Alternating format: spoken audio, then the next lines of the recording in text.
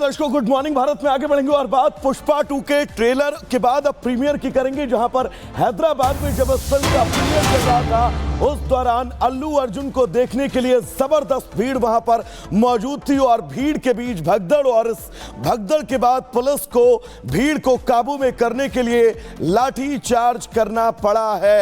अहम बात यह है कि इस लाठीचार्ज में 3 लोग बुरी तरह से जख्मी हुए हैं जबकि एक महिला की मौत हुई है। तो बड़ी खबर, और ये तस्वीर भी आप देखिए, हैदराबाद की ये तस्वीर जहां पर भगदड़ में एक महिला की मौत हुई है। तो ये तस्वीर हम आपको दिखा रहे हैं कि पुलिस ने भीड़ को किस मुश्किल हालात में काबू में किया है, और अल्लू अर्जुन की वहां पर मौजूदगी थी। 3 लोग जो हैं वो बेहोश हुए हैं, जबकि ये तस्वीर हम आपको दिखा रहे हैं प्रीमियर के दौरान बड़ी संख्या में, हजारों की संख्या में अल्लू अर्जुन को चाहने वाले यहां पर पहुंचे थे, लेकिन यहां पर बढ़ती भीड़ के बीच व्यवस्थाएं कहीं ना कहीं से बिगड़ी, जिसके बाद हालात और तस्वीरें कुछ ऐसी। 3 शख्स घायल हुए हैं।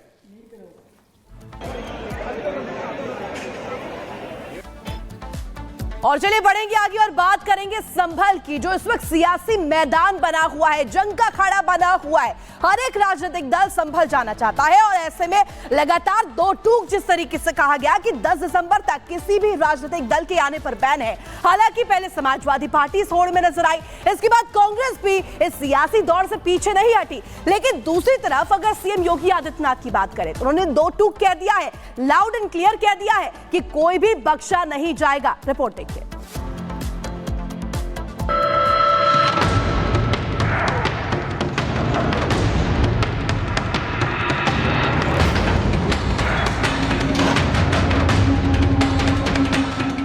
संभल पर सियासी पर्यटन फेल, नाकामयाब हो रहा हर एक खेल। उत्तर प्रदेश के संभल में हुई हिंसा ने राजनीति का रुख मोड़ दिया। खासकर 9 सीटों पर हुए उपचुनाव के बाद तो यह हिंसा कई सवाल भी खड़े करती है। लेकिन हिंसा के बाद जहां एक ओर संभल में शांति स्थापित करने की कोशिश कामयाब हो रही है, तो दूसरी तरफ सियासी दल इस शांति को शायद पचा नहीं पा रहे। बुधवार को राहुल गांधी ने संभल की सीमा तक पहुंचने की खूब कोशिश की, लेकिन उनकी कोशिश एनसीआर की सीमा को भी पार नहीं कर पाई। पुलिस के आगे उनकी एक नहीं चली और राहुल के सियासी पर्यटन का प्लान पूरी तरह फेल हो गया। हार कर राहुल को वापस लौटना पड़ा। एज एलओपी मेरा अधिकार बनता है कि मैं जा सकता हूं, मगर तब भी वो मुझे रोक रहे हैं। राहुल जी नेता प्रतिपक्ष है, उनका संवैधानिक पद है, संवैधानिक अधिकार है कि उनको अलाउ किया जाए कि वो पीड़ितों से मिलने जाएं। राहुल के सियासी पर्यटन को लेकर यूपी के डिप्टी सीएम केशव प्रसाद मौर्य ने सोशल मीडिया पर पोस्ट किया और इस सियासी पर्यटन को नौटंकी बताते हुए लिखा कि राहुल गांधी और अखिलेश यादव मौलाना बनने की होड़ में, पर जनता उन्हें माफ नहीं करेगी। इस बीच संभल में बुधवार को यूपी सरकार ने बुलडोजर की कार्रवाई भी की। मुरादाबाद गेट तक हुई इस कार्रवाई में 10 से ज्यादा अवैध दुकानों को बुलडोजर से तोड़ा गया। इस कार्रवाई को लेकर ओवैसी ने तुरंत ही एक पोस्ट किया। संभल में आज जो बुलडोजर एक्शन हुआ वो सुप्रीम कोर्ट के फैसले के खिलाफ है। सुप्रीम कोर्ट की गाइडलाइंस के मुताबिक 15 दिन की नोटिस देनी चाहिए। जिनका घर टूटने वाला है उन्हें अपनी बात रखने का मौका मिलना चाहिए और बुलडोजर को किसी मुजरिम को सजा देने के लिए इस्तेमाल नहीं किया जा सकता। योगी सरकार एक पूरे समाज को सजा दे रही है। उनका जुर्म बस यही है कि उन्होंने अपने संवैधानिक अधिकारों का इस्तेमाल किया, जो सरकार सुप्रीम कोर्ट के आदेश को नहीं मान सकती। वो सरकार संविधान के मुताबिक काम नहीं कर रही है। क्या ऐसी सरकार को सत्ता में रहने का कोई हक है? इस बीच मुख्यमंत्री योगी आदित्यनाथ ने कानून व्यवस्था की उच्च स्तरीय समीक्षा के दौरान ये साफ कर दिया कि संभल का एक भी उपद्रवी नहीं बचना चाहिए। संभल की तरह किसी अन्य जिले में अराजकता फैलाने की छूट किसी को नहीं दी जाएगी और दोषियों के खिलाफ कार्रवाई होगी। योगी ने खासकर गौतम बुद्ध नगर, अलीगढ़ और संभल का नाम लेकर कहा कि किसी भी जिले में अराजकता फैलाने को छूट नहीं दी जा सकती। Bureau report, Republic Bharat. तो चलिए दर्शकों, गुड मॉर्निंग भारत में आगे बढ़ेंगे और बात इंडी गठबंधन पर संकट के उस बादल की करेंगे जो लगातार इंडी गठबंधन पर मंडरा रहा है। सबसे पहले आम आदमी पार्टी ने इंडी गठबंधन से कई मुद्दों पर किनारा किया, फिर समाजवादी पार्टी ने संसद में अलग मुद्दों को लेकर कांग्रेस से किनारा करती हुई नजर आई। लेकिन सबसे अहम यह है कि अब इंडी गठबंधन का चेहरा ममता बनर्जी को बनाए जाने की बात की जा रही है।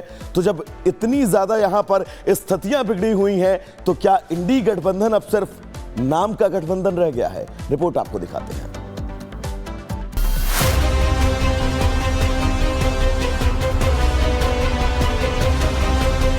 इंडी गठबंधन की पार्टियां एक दूसरे को फूटी आंखें देखना पसंद नहीं कर रही। आपस में सरपुटव्वल इस कदर है कि किसी भी मुद्दे पर इंडी वाले साथ नहीं आ पा रहे। संसद से लेकर सड़क तक हर मुद्दे पर इंडी गठबंधन में फूट है। कांग्रेस किस कदर अलग थलग पड़ गई है, इसका अंदाजा आप इस बात से लगा सकते हैं कि टीएमसी से लेकर उद्धव ठाकरे तक सब अपने अपने राह चल दिए हैं। कांग्रेस को कोई पूछ नहीं रहा। संसद में अडानी के मुद्दे पर कांग्रेस का साथ देने से मना करने वाली टीएमसी अब राहुल गांधी को साइड करने में लग गई है। जब से ममता दीदी आई हैं, उन्होंने जब भी कभी इंडिया गठबंधन रहा तो उन्होंने सही सही सुझाव दिए हैं। वह सबसे सीनियर मोस्ट हैं, तो उनसे सक्षम नेता और कौन हो सकता है? लोकसभा चुनाव में बड़े बड़े दावे कर इंडी गठबंधन का गठन हुआ, लेकिन चुनाव में मिली करारी हार की आंधी इंडी गठबंधन के दल झेल नहीं पाए। तभी तो अब एकला चलो का राग अलाप रहे हैं। दिल्ली में अरविंद केजरीवाल ने तो पहले ही साफ कर दिया था कि कोई गठबंधन नहीं होगा। बंगाल में ममता बनर्जी शुरू से ही सख्त तेवर दिखा रही हैं, तो वहीं अब महाराष्ट्र में भी कांग्रेस के लिए अच्छी खबर नहीं है। महाराष्ट्र विधानसभा चुनाव में कांग्रेस को मुंह की खानी पड़ी, जिसके बाद अब उसके सहयोगी दल कन्नी काटने लगे हैं। तभी तो उद्धव ठाकरे ने निकाय चुनाव अकेले लड़ने का ऐलान कर दिया है। मातोश्री में उद्धव ठाकरे वाली शिवसेना की एक बड़ी बैठक हुई। बैठक में निकाय चुनावों को लेकर चर्चा की गई। पार्टी को निकाय चुनावों के लिए तैयार रहने के लिए कहा गया। पार्टी भविष्य में अकेले चुनाव लड़ सकती है, ये उद्धव की ओर से कहा गया है। बीएमसी भारत का सबसे अमीर निकाय माना जाता है। बीएमसी पर शिवसेना का 25 साल तक का नियंत्रण रहा। शिंदे गुट के पाले में आए 47 पूर्व नगर सेवक हैं। तो क्या अब कांग्रेस अकेली हो जाएगी? कांग्रेस के साथ कोई नहीं रहेगा। यूपी में दो लड़कों की जोड़ी में दरार पड़ती दिख रही है। सपा ने भी कांग्रेस से किनारा किया। 2 दिसंबर को संसद की कार्रवाई शुरू होने से पहले इंडी अलायंस के नेताओं ने खड़गे के साथ बैठक की। इस बैठक में राहुल गांधी शामिल हुए, लेकिन टीएमसी का कोई सांसद नहीं पहुंचा। तृणमूल कांग्रेस चाहती है संसद में किसान, महंगाई, बेरोजगारी जैसे मुद्दों पर बात हो, जबकि कांग्रेस इस बात पर अड़ी है कि सिर्फ अडानी के मुद्दे पर चर्चा होनी चाहिए। ऐसे में अब समाजवादी पार्टी का रुख भी लगभग टीएमसी जैसा ही दिख रहा है। संभल मुद्दे पर कांग्रेस सपा अलग थलग नजर आए।